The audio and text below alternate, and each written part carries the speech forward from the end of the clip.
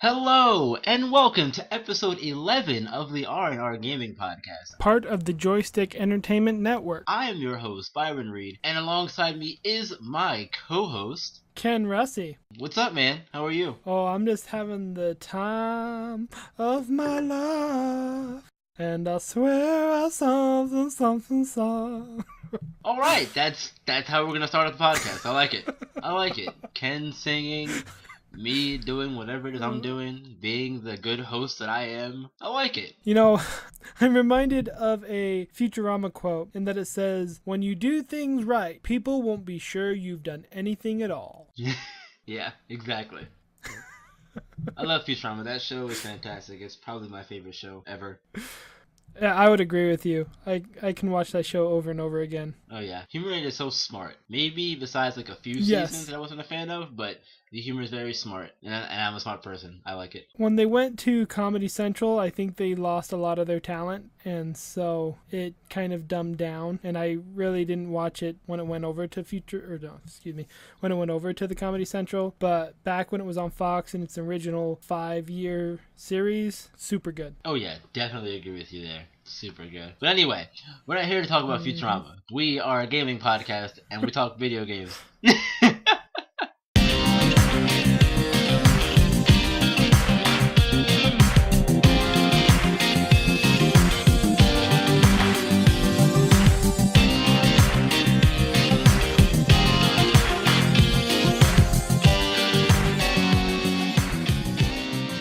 You know, there's a new Futurama video game coming out on handhelds. And by handhelds, I mean mobile phones. Really? Yes, in the Play Store, you can pre-register it. And so I have pre-registered for this Futurama game. Huh. Very interesting. I'll look that up. Da-na-na-na-na-na.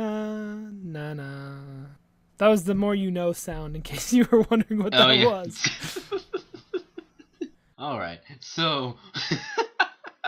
What have you been playing, my friend? So, I've actually been playing The Legend of Zelda Breath of the Wild on my brand new Nintendo Switch. Nice. I've heard a lot of good things about the game, and I am so happy that people are receiving it well. Yeah, no, the game is completely awesome. Unfortunately, for viewers who wanted a review, they're going to have to wait till next week because I'm still playing it, and there's still a lot that I have to do in this game. And so instead, I'm going to talk about the Nintendo Switch in this little section of what I've been playing instead of the game. And next week, I'll try and cover the game. Fair enough, man. Sounds good to me. So the Switch, when I first got it, I actually opened up the box in the car because I wasn't going to wait to get home to test it out and play it. Right. And my wife came with me during the midnight sale, so she got to drive, and we actually pulled up into like a local McDonald's to get food while I was playing it. Nice. My first impression was, wow, that seems small.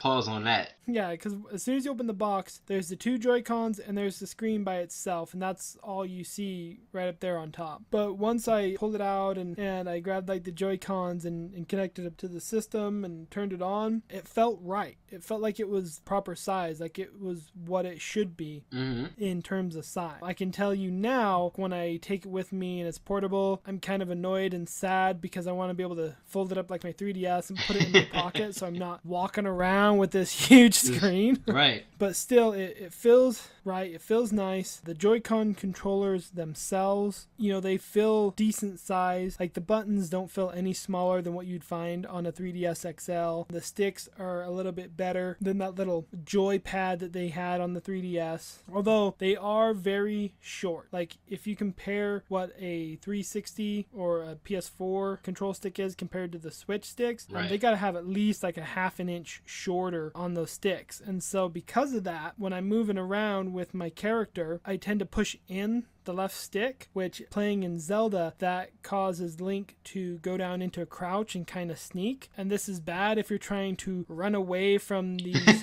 bosses or enemies that are about to kill you. For sure. And so you try and run and you end up pushing in the stick and he gets down to a crawl and he's crawling. Right. Yeah. Definitely not a good idea. Yeah.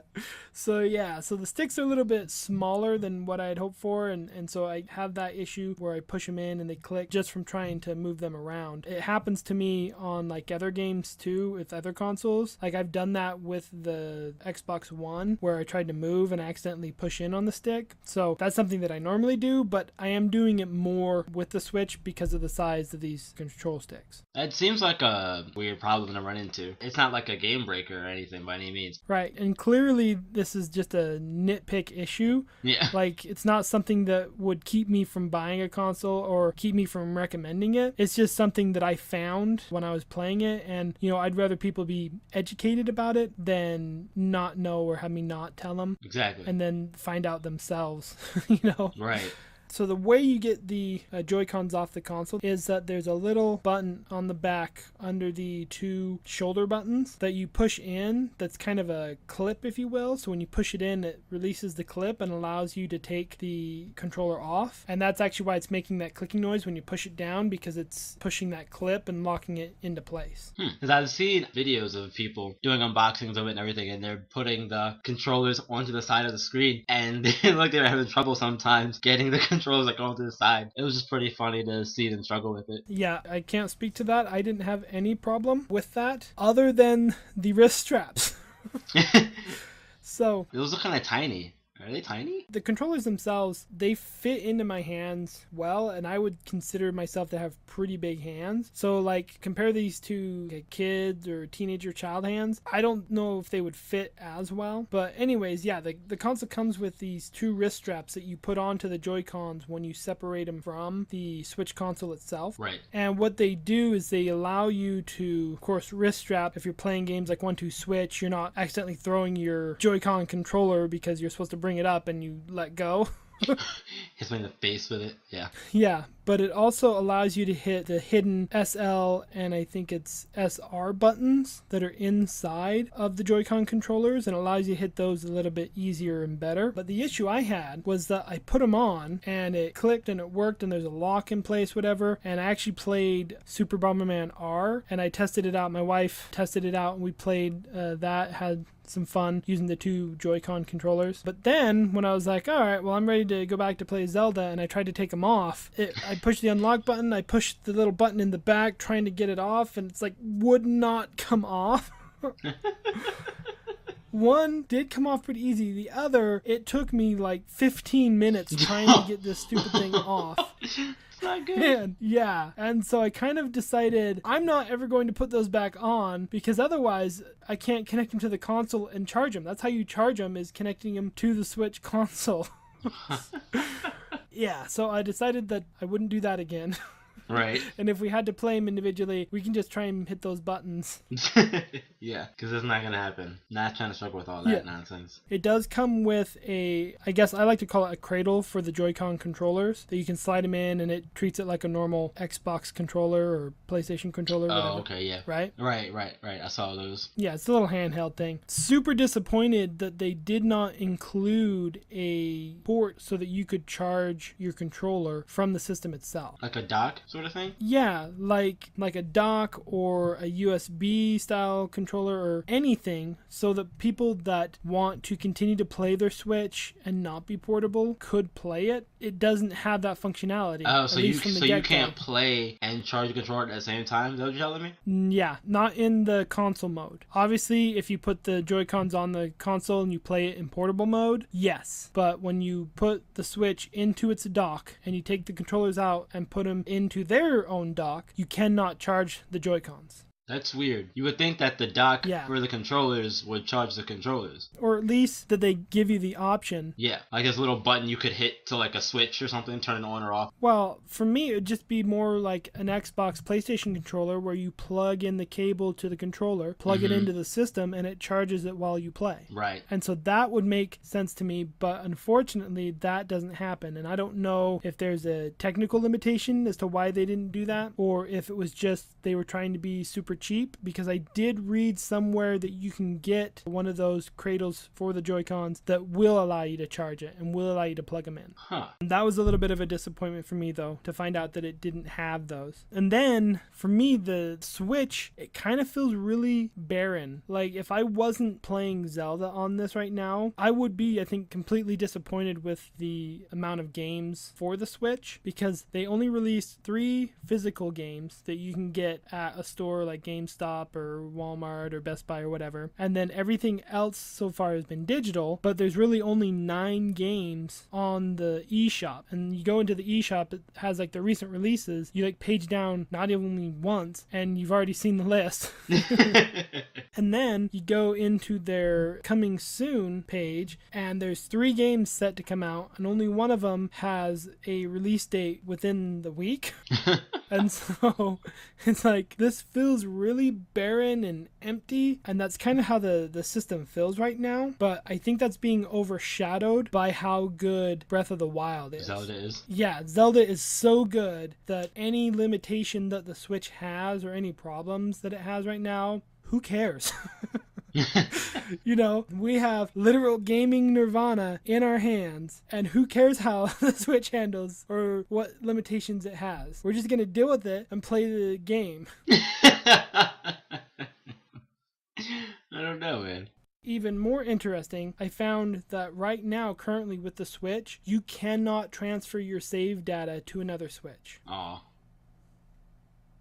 Yes, I was waiting for shock and awe. Yeah, no. You're good. That's kind of bummy. But because there's no, like, cloud data or anything. Yeah, currently there's no cloud data. The games themselves can be on, like, an SD card, but your save data themselves are tied to the console. And if you try and copy them and you reset the system, the games don't work.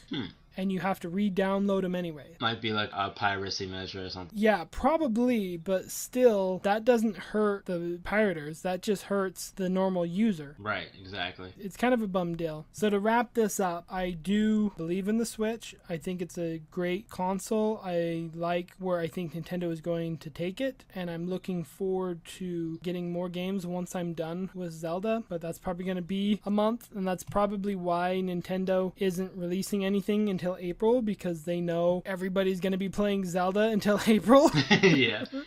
Maybe even past April if you're some people. Yeah, for some people, you can only play it a couple hours a day or a week. It's so good, though. Yeah. But I'll get into that later, sometime. I'm really glad people are enjoying it. I have a buddy who bought it hips off recently, and he's in love with it. He's a huge Zelda fan. He loves it, so. Yeah, so if I was to put a scale on this, what do you prefer, stars or points?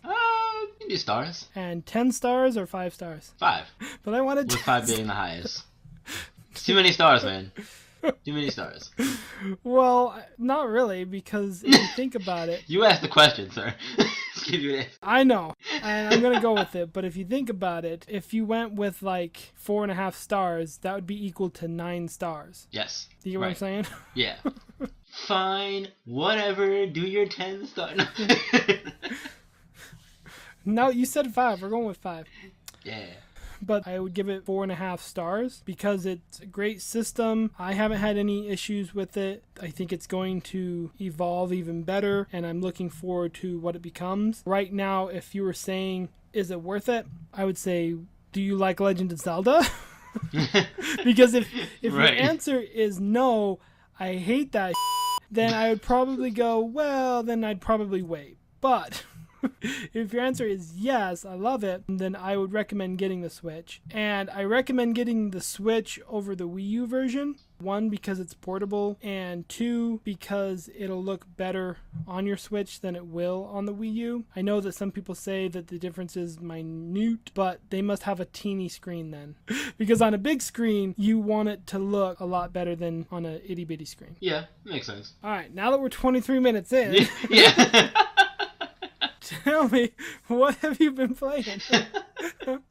Well, I've been playing a lot of different things. I've been playing a lot of Horizon Zero Dawn. As I said last week, I love that game. Which is like Zelda, but bad. No. The same feeling remains this week. I still really love the game. What I love about it is the whole world that it creates. You've got the caveman-like technology with the bows and arrows and slingshots and all that stuff. You've got these machines that are from the old world, so to speak, in terms of the game anyway. And it all blends together to just make a really interesting and fascinating world that you want to know more about.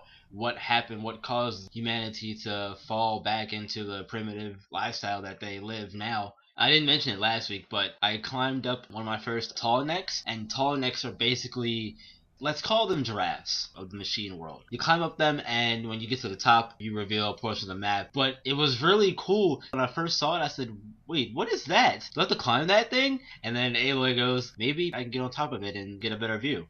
Pause on that. So I was like, okay, should I get to climb it? I'm really amazed by everything that they've done. If this is what Guerrilla can do when they're not working on Killzone, then please don't work on Killzone ever again, Guerrilla. This is fantastic. There's a lot of things that I could go on, but that'd be a whole other 23-minute conversation, and we have other things to get to. Well, I'm just sitting here listening to you explain a little bit about Horizon. Yeah. Mm-hmm. And honestly, if you change a few key details, it sounds like you're talking about Breath of the Wild. Right. Yeah. Like it's such a big month for games. Well, technically, Horizon came out in February, but yeah, whatever. It was like the last day in February, right. But semantics. It's just that's what Zelda is. It sounded like you were talking because they have towers that you have to climb up in Zelda in order to scan the map and get a better view and see what in your map, if you will. The machines in the game, they are no slouch. They will you up. If you're not prepared or if you're slacking, you will die very often. You need to set your traps and pay attention to what the machine's doing, find their weak points, hit them, use the right arrows, use the right equipment to take them down, all that stuff. Do a barrel roll. Yeah, all of the barrel rolls. There's a machine called a sawtooth, and it has a weak point under its chest, and it's an explosive canister, and it's also weak to fire. Once you hit that canister enough times, it'll blow up, causing the machine to catch on fire, doing more damage to it, but you still need to keep shooting it, because eventually the fire is going to go away. Right. I think we're ready to jump into some news.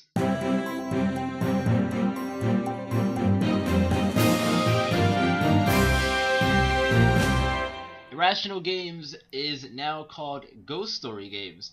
And Irrational, if you don't know or are not familiar with them, they are the company that made the BioShock series. They were founded by Ken Levine. Ken Levine is also the founder of Ghost Story Games. Ghost Story Games is a 25-person team right now, and their mission statement is to create immersive, story-driven games for people who love games that ask something of them. This sounds right up my alley. I actually just subscribed to their newsletter so I can keep up to date with all the things that they're doing and everything. And also in the article that is a welcome to Ghost Story Games, it says, while we believe our new games will have strong appeal to fans of BioShock, our new focus allows us to craft experiences where the gameplay is as challenging as the stories. Gearbox kind of sort of showed off Borderlands 3 at this previous game developers conference. And what they did, the president and CEO Randy Pitchford came out and was showing off what they were doing with the Unreal Engine 4, and it was kind of a tech demo to show off different like shaders and how just by changing a few numbers you can change how it looks or how it represents where the lighting's coming from and all this kind of really cool stuff. And so as a game developer, I recommend checking it out. But also, everything they showed was from Borderlands, and since they'd already said last year that they were going to work on Borderlands 3 after they were done working on Battleborn, that makes sense that they would show off these assets and kind of like give a wink wink nudge nudge that they are working on Borderlands 3. Which is awesome. I love Borderlands so much. Yeah. I've never played them all the way through with a friend. Me and you are working on that. We should fire it up soon. We may even have to do like an R&R play sort of thing for that. That would be fun. Oh, I guess I can go on to my second piece of news if...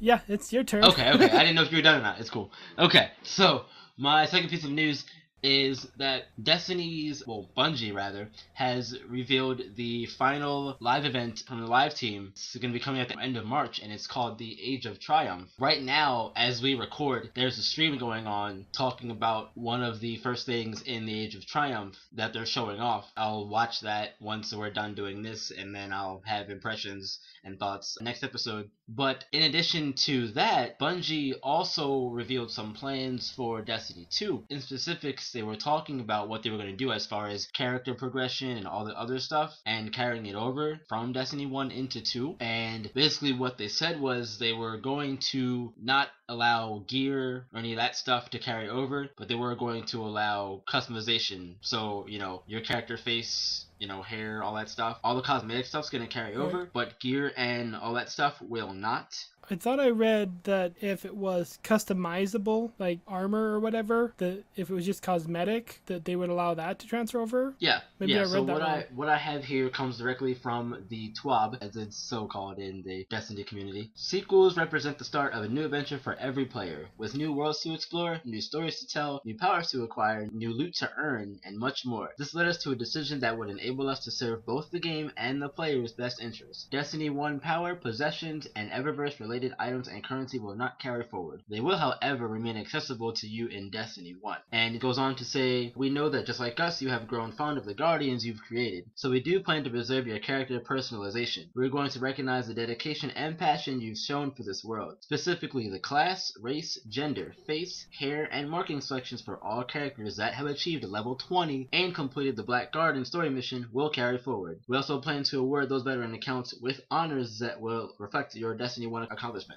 In my opinion, this is a good thing, really, because personally, I don't want to be using Hawkmoon in Destiny 2. Just because I've used it before. I've used the hell out of it. I don't want to use it again. Like, as much as I love Hawkmoon, I don't want to use it anymore. Give me new stuff. Show me what you can do when you don't have to worry about the PS3 and 360 versions of the game. Show me what you can do, Bungie. I'm looking forward to it. I love your game. Next bit of news is that Bloodstained Ritual of the Night, the Castlevania-like game that's being made by the previous, I guess he was the producer for the Castlevania games, the old ones.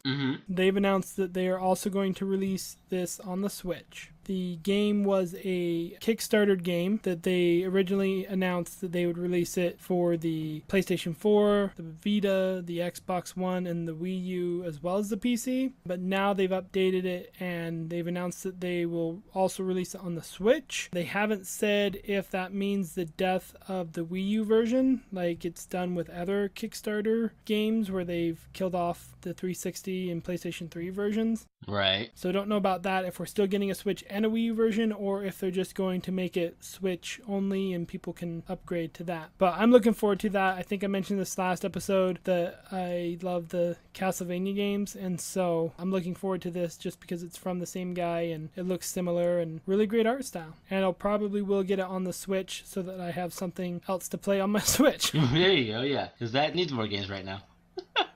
Exactly. My final piece of news is that there is a new character coming to Overwatch. Her name is Orisa. She's a robot, and she's also a tank. Tank class, I mean. Oh, she's not a tank girl? Yes, tank girl. She's currently Isn't that in game the... like Panzer or something? Maybe? I don't know. It's like a really popular Japanese game. It's like tanks, but they're girls with like girl heads or girl party parts. I don't know, but I know there is anime called Girls in Panzer, which is pretty interesting. Yeah. So interesting. I think it is anyway. So yeah, she's currently in the PTR on PC, and she is described as a tank class who's designed around protection. Her primary weapon is a fusion driver, which is an automatic weapon that slows her down when fired, so think of Diva. Her kit includes an ability called Halt, which slows down and pulls enemies towards the center of the charge, and it can be detonated manually, so I think of that like a mini graviton surge, but not as powerful. Her second ability is called Fortify. It reduces the damage she takes and makes her immune to action impairing effects. So I'm thinking things like Mei Freeze and Zarya's Bubble, things like that. I could be wrong, but I'm thinking Mei's Freeze will be primarily what I'm thinking about. And her final ability is a protective barrier. It's a stationary shield to block attacks. It has 900 hit points. And that stationary barrier, I think of it like Reinhardt's shield, but it's stationary, so it doesn't move. And her ult is called Supercharger. And this is basically a pylon that buffs her teammates' damage. So if she puts the pylon down, her and her teammates in the area will all get a damage buff. She looks really fun. I've seen a bit of gameplay of her, and she looks like she's going to be really fun to use. I am super excited to get my hands on Orisa when she is available to console players. For the last bit of gaming news, we found out that the Nintendo Switch was one of the most successful console launches for GameStop in years, and that the first 2-day sales for the Switch were the best of any system in Nintendo history. So starting, we go back to Eric Bright again, who is the CEO over merchandising and something or other. Some guy. And he said in a quote that stores across the country last night were packed with customers who couldn't wait to get their hands on the brand new Nintendo Switch. We even had customers lining up as early as yesterday morning so that they could be one of the lucky ones to score one of the additional units for our walk-in customers. This is one of the strongest and most successful gaming launches for GameStop in the last several years. For fans who are still looking for the Nintendo Switch, don't worry, we're getting more. And we're pretty sure that there are a lot of gaming fans who pulled all-nighters last night playing their new Switch, and who also called in sick to work today with gamefluenza just to stay home and play even more. I almost did that, but I didn't. You realize you're an adult with responsibilities, right? Yeah, exactly. And apparently there is a report, I guess, by reporter Nick Wingfeld, who got to interview with Reggie Fils-Aimé, and they didn't give any numbers, unfortunately, because the report's not officially out, but he tweeted that just the first day of sales in the Americas was the best for any Nintendo's consoles, and that Wii was the next closest on that list. They also mentioned that The Legend of Zelda Breath of the Wild achieved the title of Nintendo's best-selling standalone game, beating out Super Mario 64. That's high praise from a game that came out 20-some years ago now, right? Yeah, well, if I recall correctly, the 64 came out, I think, in 1996, so we're looking at like 20 years ago, for sure. 96? 1996, yeah. I was like 4 when the 64 Yeah. was out. So yeah, that's my age, kids. That's how old I am. Yeah, do the math. Yeah, right.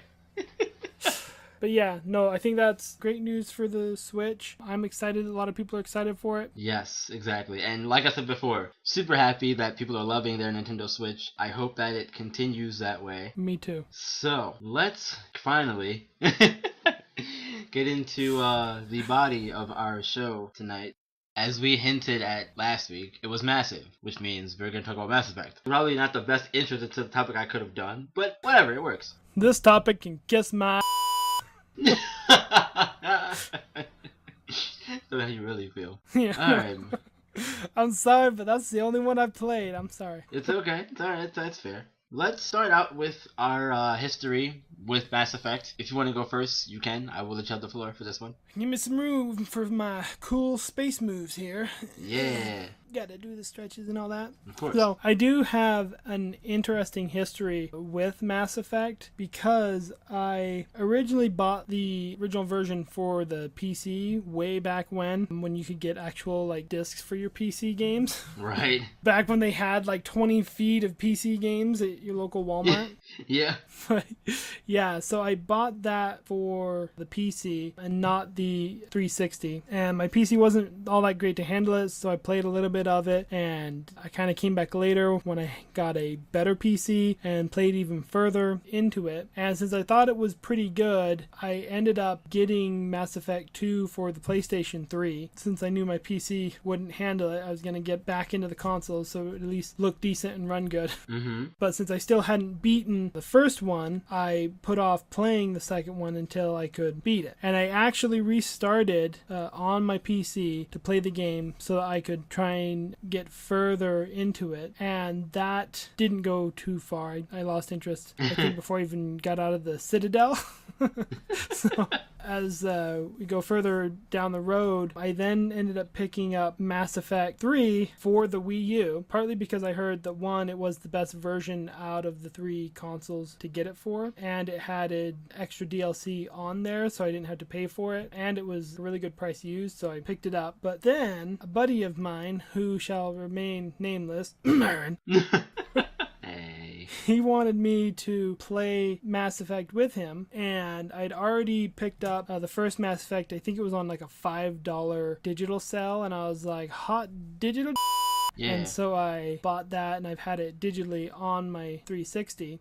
He wanted to play Mass Effect, and I found out that you could get the 2 games for like less than $20 at GameStop used, so I did that, and I bought those just so that I could play the multiplayer and I guess continue the story in the original Mass Effect, because that was the one that I played on the 360, and I played that one to completion, but that was just last year. I finally beat it in 2016, almost 15 years after it originally comes out, right?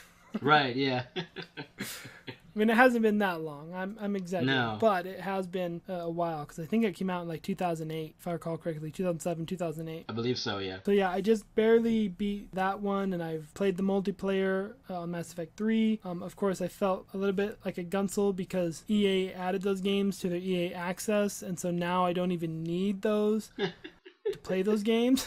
Right. So I'm kind of sad about that, but that's where I am with the series. I know a little bit about the series because I've checked out some of the lore and stuff and news stories that come up, but I've never played Mass Effect 2 at all, and I've only played the multiplayer Mass Effect 3, and I just barely beat Mass Effect 1, so I will probably have Mass Effect 2 done sometime in 2027. That's a good pace. Yeah, have it done in no time. Yeah, alright. So, I guess my background history with Mass Effect, I kind of picked it up on a whim, pretty much. Because, I'd seen trailers for it and everything, and it was in GameStop. And I was like, I want to try this out because I've heard good things about it. So I tried it out, and I immediately fell in love with the first game. I loved the exploration of it, the space, the sci-fi. I'm a huge, sci-fi space person, so I'm all about that stuff. And I loved it, and I loved the RPG elements in the first game, from, collecting armor, managing inventory, getting the different guns, all that stuff. And then I played through 2 and 3. Well, I played through the whole trilogy multiple times, really. And if you remember, in a previous episode of the R&R Podcast, my co-host here challenged me to complete Mass Effect 1 before Andromeda came out, and I did that. I finished 1 again on my Renegade FemShep, maybe, what was it, a month or so ago, I think? Yeah, you finished it sometime in early February, if I recall. Yeah, early February. So that's done. And like I said, I'm working on 2 with my Renegade FemShep. I'm probably not going to go back to it once Andromeda comes out. We'll see how I feel about it. But yeah, I mean, I love the games so much, and I'm really, really looking forward to playing Andromeda. There's so much about it that I want to talk about here. I kind of kept it short just so I could have a template. That way I'm not just talking. So that's what I'm going to do here, and I'm going to get started with a little bit of background on the Andromeda Initiative. The initiative was founded in 2176, that's 7 years prior to the events of Mass Effect 1, which take place in 2183, and it was founded by Gian Garson, as I said before, the events of Mass Effect 1, and it's launched in 2185. And the initiative is a civilian multi-species project to send colonists, explorers, and scientists on a one-way trip 600 years to the Andromeda Galaxy, with the end goal being to establish a permanent presence in the galaxy and create a reliable route between it and the Milky Way. Basically, the events of Andromeda, as far as the initiative launching anyway, 2085, takes place between Mass Effects 2 and 3. For those who are curious about, will I see Shepard? Will I see any of the other characters from Mass Effects 2 or 3 in this game? More than likely you won't. If they were characters in Mass Effect 1 who weren't in 2 or 3, possibly, but this is a completely separate thing, away from Shepard and the Reapers and all that stuff, because, like I said, it was founded in 2176. The events of Mass Effect 1 took place in 2183. That means that nobody knew about the Reapers before Shepard and his crew got involved with that. So they did this before the Reapers even were a threat to the galaxy, for that matter. I'm really looking forward to how they're going to start us out. There was a whole thing, like IGN's doing a bunch of coverage on it with their IGN First, showing off the Nexus. Yeah. They showed off 13 minutes of gameplay from PB's loyalty mission. They showed off the intro sequence, and I didn't watch any of it. The only thing that I did, well, I watched the PB loyalty mission, but I sped past the story stuff just to see the gameplay so I could see more of that. Because I don't want story spoiler for me. I just want to see the gameplay. So that's what I did. But I didn't look at the Nexus trailer or the intro to the game because I want to see it for myself firsthand and experience that when I get my hands on the game. So yeah, that's basically a bit of background on the Andromeda Initiative and what their goal is and all the other business. There's theories going around that Andromeda Initiative is sort of shady and it could be working with other companies and everything. The big one being Cerberus. Cerberus, for those of you who don't know, are basically a humanity first organization. They want to see humanity succeed by any means possible, whether it's through genetic engineering, mutations, all that stuff. They'll go to any length. People seem to think that Cerberus is backing the Andromeda Initiative, but you gotta think, this 2185, Cerberus is rebuilding Shepard and getting him or her going back up to speed and all the other business, so that's probably not what it is. It's some other companies, maybe like the Certa Foundation or some of the other weapons companies or whatever. That's just a bit of background on the initiative and everything. It definitely seems interesting, and we've talked about Mass Effect in the past and the issues that it could be. I guess for me, I'm more like, if Andromeda is like 600 years away, how are they getting to Andromeda, but yet it takes place between Mass Effect 2 and 3? That's something that I was hoping you would ask so I could explain that to you. Basically, there's a Nexus,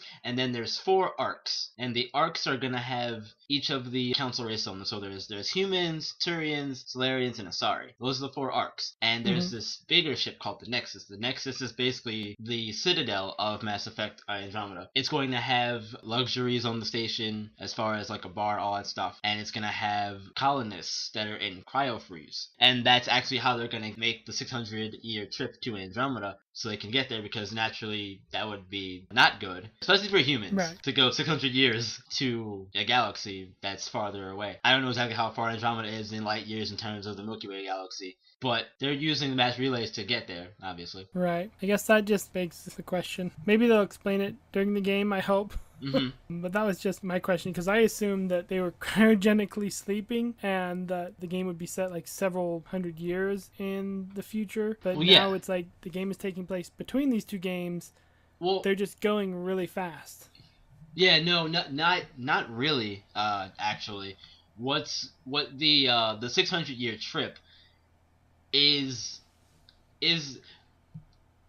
by the time the 600-year trip is finished, the trilogy will be over. Is basically what I'm saying. So like I said, the initiative launched in 2185. So by the time everything gets taken care of, the trilogy will be over. So there's no like the ending to 3 won't matter or any of that stuff. It's not gonna matter. You can go into Andromeda not having to worry about, did my Shepard defeat the Reapers or whatever. Doesn't matter. Not important. Does that help any? No. No. Damn it. Right. Yes, I'm still confused. Are you saying that they're just on like the very edge of the Andromeda space area, and that you're still going to like the center of Andromeda, and that'll take 600 years? To get to the galaxy itself, to get to the Andromeda galaxy itself is going to take that 600 year trip to get there. So once the initiative actually makes the trip, it's one way, so you're not going back. Once they make that trip, the events of the trilogy won't matter because it'll be over. So it won't be 2185 when the game starts. It'll be 600 some years after that. Is that what I'm saying? Right, except for you just said in a statement that the game takes place during Mass Effect 2 and 3. The events of the initiative is launched in 2185, but so yeah, that specifically is in between the events of 2 and 3. That event is, yes, but the actual game itself takes place 600 years after, because you have to go on that trip to the Andromeda galaxy itself. But we'll get there. We can go back about this all day. I do hope that they do explain it for those who are confused. Yeah. I hope they explain it better than I can, because I'm not doing a good job. I don't think I am anyway. I'm trying to, but it's okay. And the Andromeda galaxy is supposed to be this resource-rich galaxy, and they're specifically focusing on the Helios cluster of the galaxy. It's not like the trilogy, where you have the Milky Way galaxy, and you have all of these different clusters in the galaxy you can go to, traveling from relay to relay. That's not how this works. Right. it's going to focus in one cluster, so you're just going to be, there's no mass relays, there's no need for them, because you're just in Right. one cluster of the Andromeda, of the bigger galaxy. That makes sense. Yeah, it makes sense. Let's go on to the profile system and our thoughts on it. So, for those of you who don't know, they are getting rid of the class system in Andromeda. What this means is they are not limiting you to one class. So, if, for instance, if you played the original trilogy, you'll know that there's a bunch of classes: Soldier, Vanguard, Adept, Engineer, Sentinel, Infiltrator. I think I'm forgetting a few others, but those are 6 off the top of my head.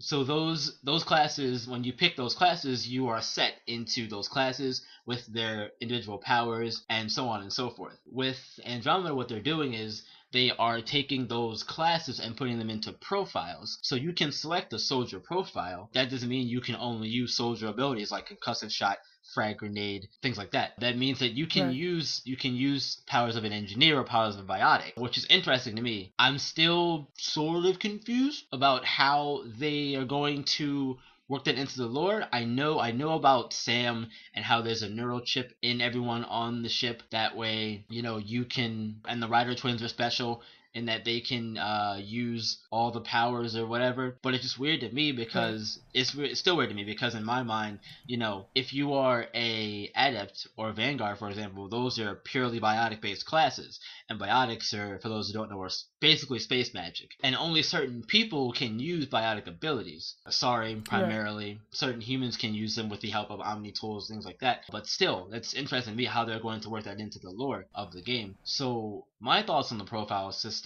are that I'm very intrigued about how they're going to do it, but I'm confused at the same time. However, what I do like about it is that they are allowing the freedom of usage for everyone, because, for someone like me who's a Mass Effect veteran, I may not want to pick the soldier class and use biotics and tech. I may just want to be a pure soldier, which I can still do that. They're not forcing me, I hope they won't force me anyway, to have 4 favorites of each type of abilities. I can switch on the fly, because you can do that. You can switch on the fly in combat between 4 different favorites of abilities that you have set up for you. Right. Well, that probably means that, you can play as a shoulder.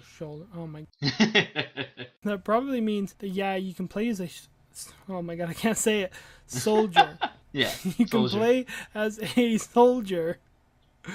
But maybe during this mission, it might be better if you're a biotics, and so you can switch on the fly. That would be my thinking behind that. Is that maybe this mission would be better or easier if you played as the biotics instead of a soldier, but you are given that choice to play as that character, if that makes sense. Play as that class. Yeah, that makes sense. I still think that's what your squad's there for. Because in the original trilogy, if you picked a soldier class, for example, and you knew you were going up against Geth or a enemy type that based their combat around heavy shield uses and things like that, you bring along a tech guy like Garrus or Morden, somebody who could use tech, use overload, whatever, to get rid of the shields or armor, whatever it may be. So I feel like that's what your squad's there for. I watched a YouTube video a while ago, and this girl was saying how she thought that the profile system could make riders seem a little bratty, and it was funny how she explained it. She was saying how if you guys can't do it, I'll do it myself. I'll switch to tech, and I'll take care of these guys with the shield since you guys can't do it or whatever. You know what I mean? I mean, that's something that was funny to me. Which again, like, that's fine. I just don't want them to force me to play that way. I have no desire to.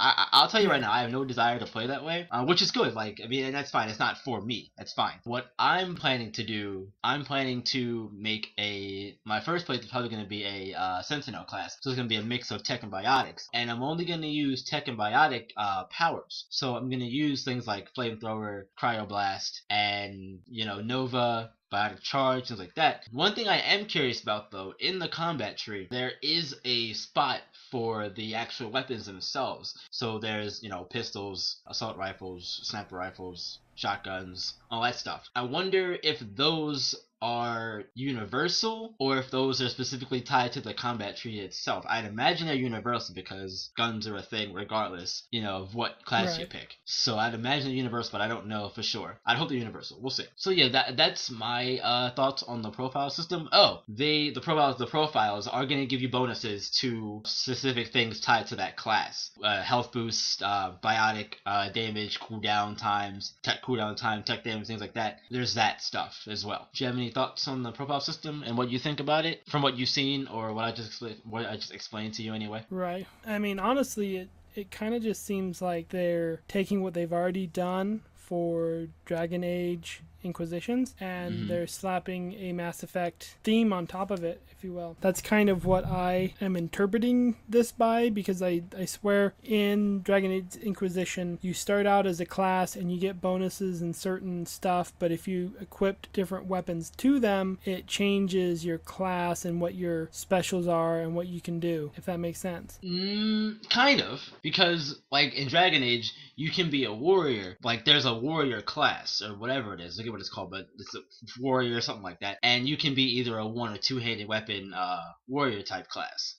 With rogues there's either the double daggers, which is what I did, or the bow and arrow, and with mages it's purely magic based. But yeah, so it's a similar thing. Yeah, so I don't think it's going to be that different. I mean, I am interested. Obviously, I've bought the games and I want to play them, but I don't feel a need. I'm not as excited as you. I don't feel a need to play Andromeda right away. I feel like I can wait and get it at a later time or even get it at a cheaper time and I will be A-okay. Because it reminds me of Inquisition, I do think it'll be a good game. Like, I had a lot of fun with Inquisition, and I bought that game, and it was pretty great. I guess that's just how I feel. I don't know if I answered your question properly. Just because what I've seen of it reminds me of Inquisition, I guess, is what I'm trying to say. Because I like that. I think it'll be a good game, and it should be fun. All right, fair enough. So let's go on to one of my favorite topics in any BioWare game. It's the squad mates and the romances. If you all been paying attention to my posts in the JoyStik forums or even on Twitter for that matter, I'm all about the space banging and the pretty good banging. So there are 6 squad mates that are going to be with you in this on the Tempest. It's PB, who's an Asari. There's Drac, who's the Krogan from Clan Knockmore. You actually see a Clan Knockmore diplomat in Mass Effect 2 when you go to Tuchanka for Grunt's loyalty mission. There's Cora Harper. She's interesting. For those of you who are familiar or may not be familiar, that last name Harper may ring a bell to you because Harper is the last name of the Elusive Man, whose real name is Jack Harper, I believe. Jack Harper, yeah. Okay. Something like that. People, when we found out that Cora's last name was Harper, that sparked a discussion amongst the Mass Effect community about, oh, is she related to the Elusive Man, or why is she here and not with her dad running Cerberus or whatever? That could be a number of things. Number one, she may not even know that her dad is the Elusive Man. Okay. So there's that. There's also the fact that she may have started to see her dad make a turn that she wasn't a fan of, so she sort of distanced herself from him and joined the initiative, because she actually had Cora's background. She actually had training with Asari Commandos, and she's biotic specialist of the group, and she's actually the second in command to Alec Ryder, who is the father of the Ryder twins, Scott and Sarah. So she's supposed to be next in line to be Pathfinder in case if something were to happen to Alex. Alex is ALEC. Maybe it's Alex. So yeah, something obviously happens that makes our main character the Pathfinder, so Cora's not happy about that. There's also Liam Costa, who is going to be my British black friend. We're gonna have that black connection going here on the Tempest, just like I did with Jacob in Mass Effect 2, even though he was boring, but it's okay. Black connection. So Liam, they describe him as an idealist. Don't know what that means yet. We'll see once we get into the game. Really interested to learn more about him in particular. You've got Jal. Jal is one of the new alien races in the game. They are called the Angaran, and he is a resistance fighter. That's what it says in his squad mate section. On the selection screen, it shows each of the characters and like what their specialty is, whatever. It says he's a resistance fighter. So is that what that's worth? And then there's our female Tyrion, and my possible second romance option, Vetra Nyx. Don't see a lot of Tyrion females throughout the trilogy. There's a story of one that Garrus tells in 3, and it's funny because it is the big payoff there at the end of the story is she had reach, but I had reach, but she had flexibility or whatever. So maybe this is that Tyrion. I don't know. It'd be interesting to see what kind of callbacks they do to the original trilogy. All these characters are really interesting. Sounds interesting. Yeah, it is. I'm really excited to learn more about all these characters. Really. Right. Well, I cut you off again. I thought you was gonna talk about pretty good banging, and then you just started talking about the characters. I will. I'll get there. Yeah, I'll get there. I was leading into by giving the characters descriptions and all that stuff. So my first romance option is gonna be Korra. I've made that pretty clear already. If you have been paying attention to my posts as of late. Yeah, I'm sorry, but she looks too much like an old Miley Cyrus for me. And yeah, I think that has a lot to do with the picture that I picked. It may have been a bad one because her modeling game doesn't look that bad to me. But again, like that's just from what little I've seen in the trailers and all that stuff. Right. So we'll see. That's gonna be for my male writer. I'm planning to do multiple playthroughs of this one as well. So I'll probably romance all of them at some point if possible. My female romance will probably be PB if she's into that sort of thing. Yeah. Well, actually, she might be because they state that she had a girlfriend at one point. Those are my 2 romance options, just like to start anyway. I would like to romance Vetra just because she's a female Tyrion. That's kind of hot. So yeah, that's you sick son of a.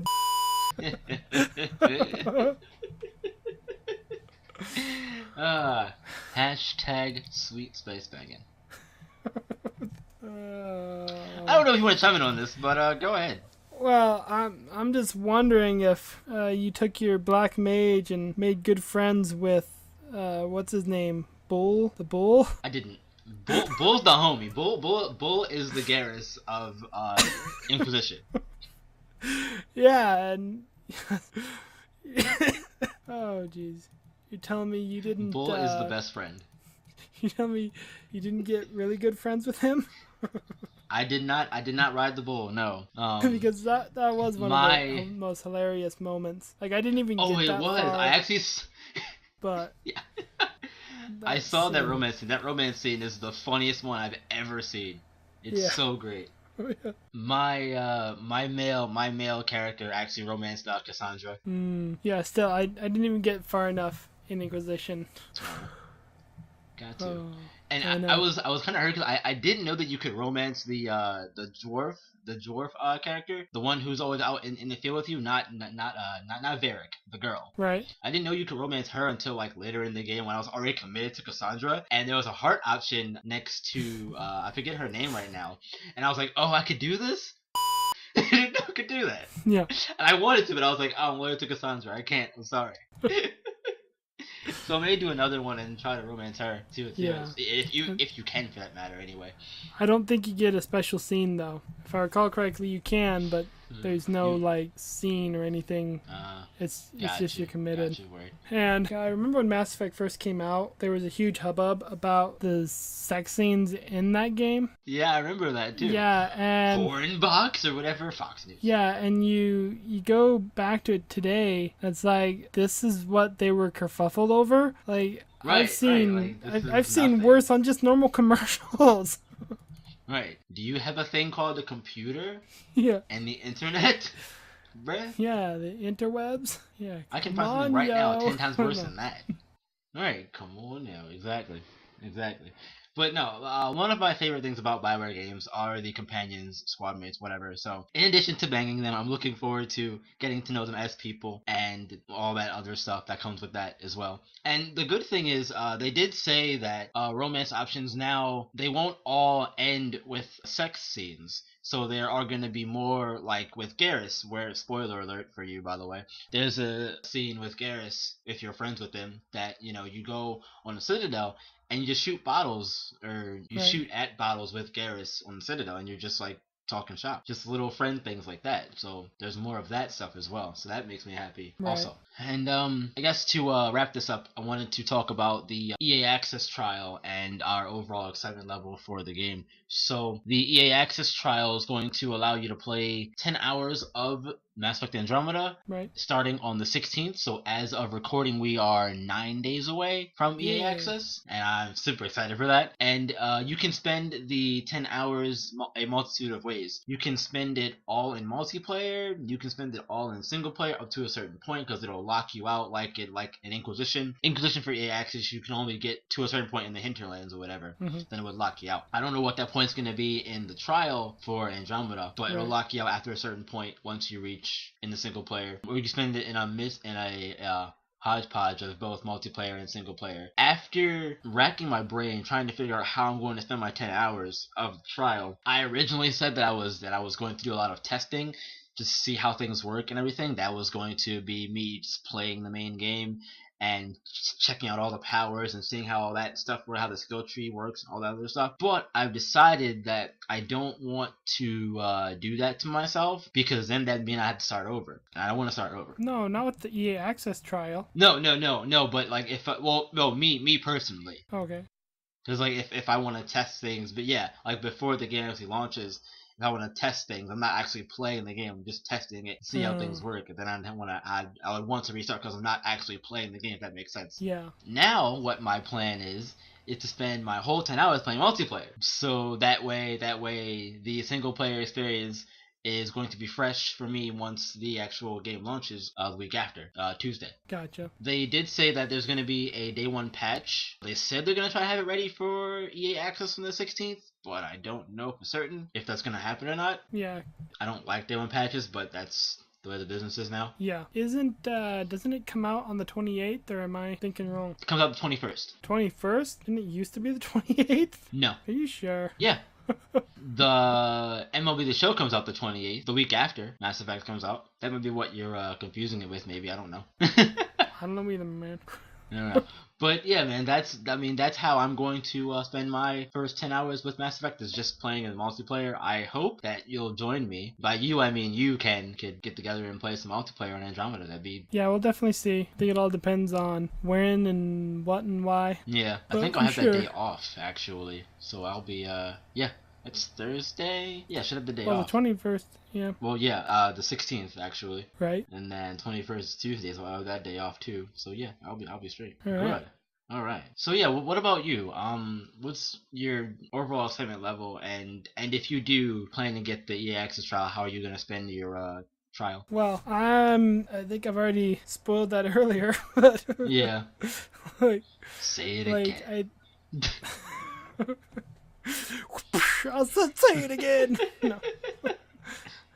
No, I'm not too excited for it, just because I do got other games to play, and I know that this is going to be one of those games that I can wait on as a cheap gamer that also factors in. And so yeah, it's just one of those games that I know that I can wait. I don't have to get it right away, and I know it's going to be good. And the other factor too is that because I haven't played 2 or 3, I know it's its own separate thing, but it's set in the same universe. Correct. And so there's certain characters and certain things that may go down that somebody that's played the series may go, oh, that's really awesome. And if I don't, then I'll be like, what the hell was that? That was Right, like what stupid happened? and Wow, I weird. understand that. Yeah. Why did they put so much emphasis on this? That was really dumb. Yeah. So I feel like, even though I don't have to, I feel like I should play through Mass Effect 2 and 3 before I even get to Andromeda. And so that creates a time span too where I'm going to wait. So my excitement level is pretty low on the bar. You know, if I'm not working like a dog that entire weekend, I probably will download the EA trial and then play it. Or I suppose I could even just download the trial and play it later on. like you don't have to play it right. before the game comes out. Yeah, exactly, right. You can use your trial whenever you want to. Yeah, so I'll probably download it, and then when I get some free time, we can get on it and play it together and test out all the good stuff. Oh, yeah, for sure. Just so that I can test it out. Yeah, exactly. Oh, before we actually finish, wanted to say Quarian's confirmed for Andromeda. The latest Andromeda Initiative video that came out was talking about the Golden Worlds, and Habitat 5 was... It was really subtle. They slipped it in there. Pause. And They said, you know, for our Tyrian and Quarian, you know, members, Habitat 5 is going to be good for you or whatever. So I was like, Quarians, I'm happy, yes. So if you don't know, Talizora in the trilogy is best girl. She's the Quarian. So I'm looking forward to also romancing another Quarian. Please, Bioware, let me do that. It'd be great. Thanks. That's really it for discussion on Andromeda. I'm super hyped for it if you can't tell. I've been waiting for this game for about 5 years now. So here's hoping that it's going to be good. I am interested to see how you feel about it and how good it is or how bad it is between the games. But for sure, my emphasis is that it's going to be a good game. So I guess it's just a matter of finding out if it is or isn't. Yeah, exactly. All right, man. So let's jump into our community segment, shall we? Community segment! So, last week, we asked you guys what you thought about the Ghost Recon Wildlands beta, and did it make you want to purchase the game? Mm-hmm. And we have some answers here. I'm going to start off with the first answer comes from Josh Pord, P-W-O-R-D, Pord. He says that he dug the game, which is good. I'm glad that you dug it. He dug it? Yeah, he dug it. Did someone ask, can you dig it? Yes, I did. Well, whatever.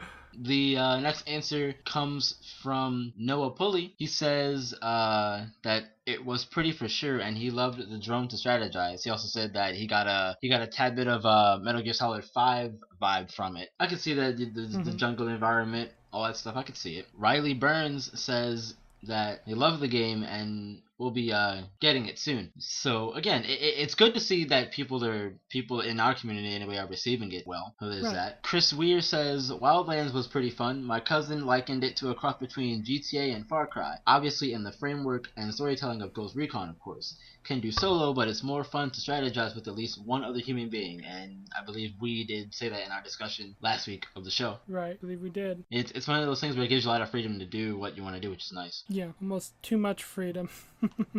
Yeah, right, exactly. Logan Wendell says, I'm getting it. I liked it. That's good. Again, like I said, I'm glad people are receiving it well. And the final answer comes from Brett Gilmer. Says, kinda lukewarm about it.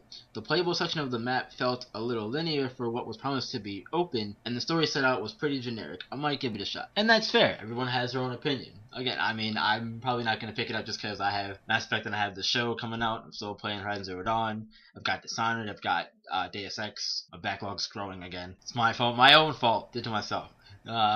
Yeah. So, yeah, I mean, if I do pick it up, it won't be for a little bit, but I haven't decided what I'm going to do. Once, like, summer comes around, nothing to do, maybe I'll pick it up on sale or something, right. We'll see. Well, like we said, I think it has to come down to having a good group to play it with, and if it's not a good group, then, you know. Yeah, and I think the overall community in general is definitely going to help keep the game alive, because that's why a game like Destiny, for all the jokes it gets about, Deadstiny and all that other stuff, the community has kept the game alive since day one. There's a bunch of people in that community, Pope Bear, Tefty Taft, just name a few, bunch of people in the community are helping keep the game alive. So the community is definitely going to be a factor in keeping a game like that alive. Same with The Division. Any game like that, community is key. Exactly. If you've got a good group, then it's going to be super awesome. And apparently it's going to be actual PvP in it, so that's cool. Unlike The Division, which only had the Dark Zone, which was lacking in PvP content to me. It's not what I wanted in PvP anyway. So yeah, I've heard with The Division though, they updated with the survival mode. Yeah, I've heard that's actually pretty fun.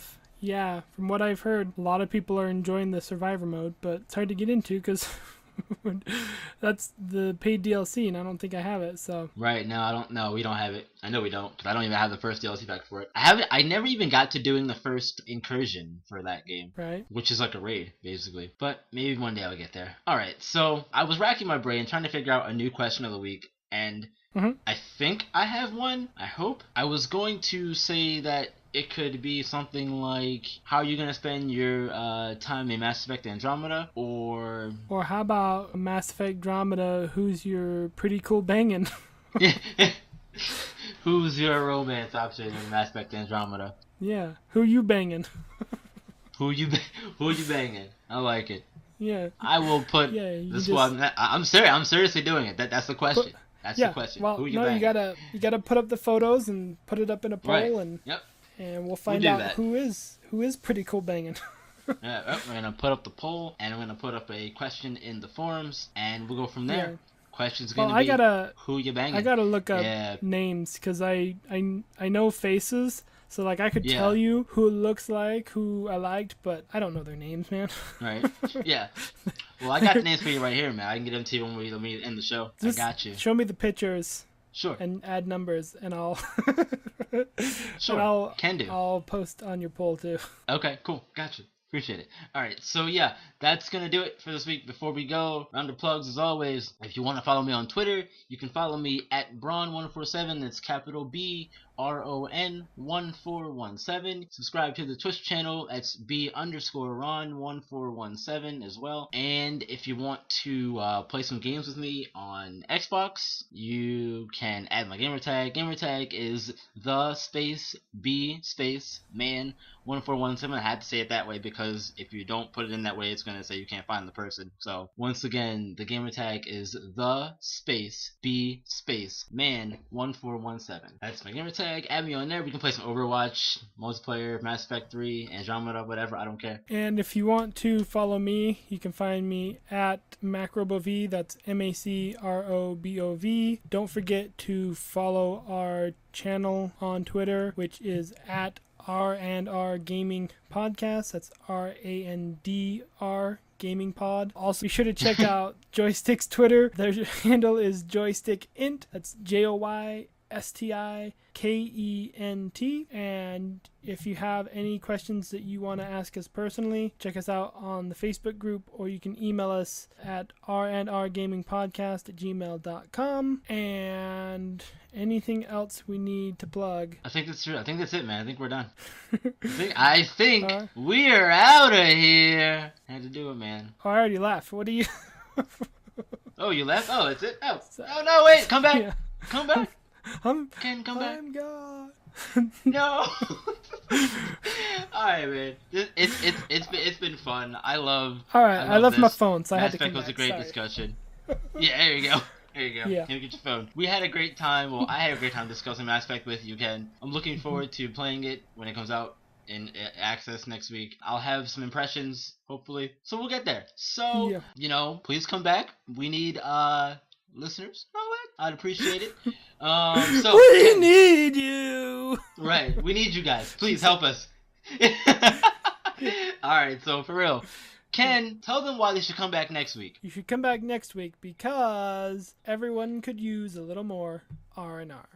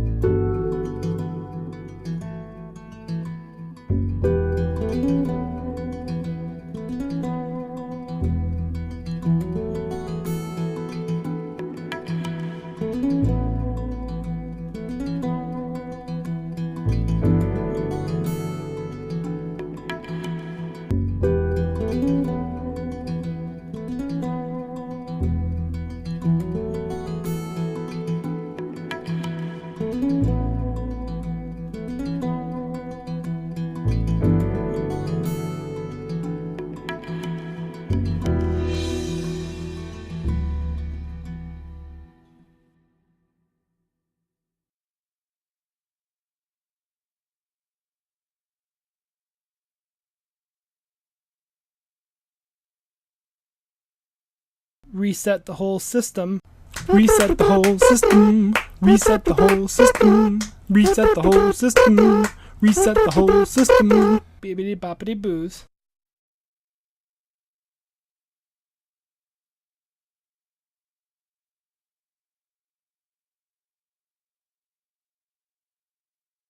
When you do things right, people won't be sure you've done anything at all.